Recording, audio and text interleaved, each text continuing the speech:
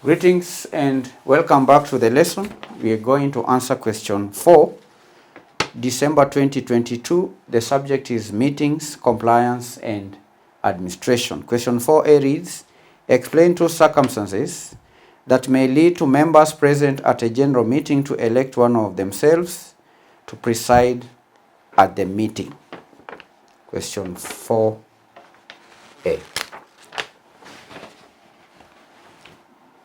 2 circumstances.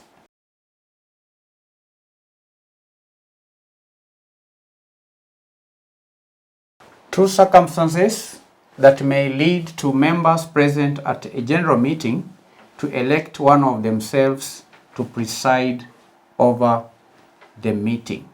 To preside over the meeting. The first circumstance is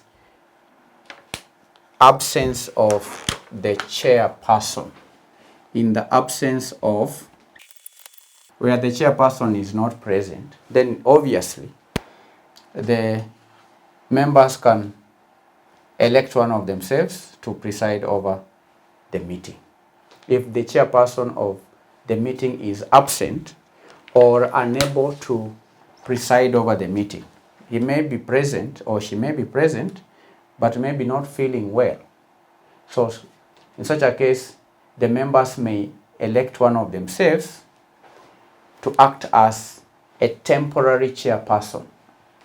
And that ensures that the meeting can proceed and decisions can be made in the absence of the designated chairperson. 2,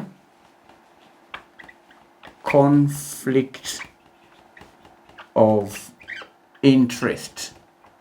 Conflict of interest. In situations where the chairperson has a conflict of interest in a particular agenda or matter being discussed, then it may be deemed appropriate for the members to elect someone else to preside over that specific agenda item to ensure impartiality and fairness in decision-making process. So these are 2 circumstances that may lead to members present at a general meeting to elect one of themselves to preside over the meeting. One is in the absence of the chairperson, or if the chairperson is present but unable to preside over the meeting. Number 2, if there is any conflict of interest between the chairperson and any of the agenda items being discussed at the general meeting. 2 circumstances, 4 marks.